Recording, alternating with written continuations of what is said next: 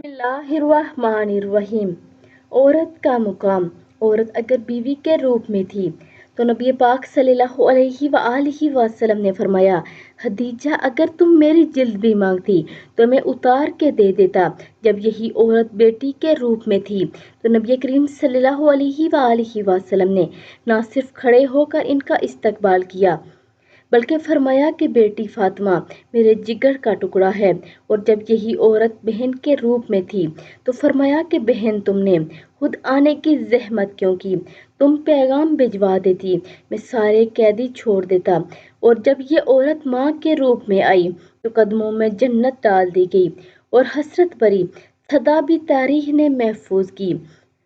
फरमाया किया ऐ सहाबा कराम, काश मेरी माँ जिंदा होती, मैं इशा की नमाज पढ़ रहा होता, मेरी माँ मोहम्मद में पुकारती, मैं नमाज छोड़कर अपनी माँ की बात सुनता। औरत की तकलीफ का इतना एहसास फरमाया गया है कि दौरान जमात बच्चों के रोने की आवाज़ सुनते ही रात मुख्तसर कर दी गई।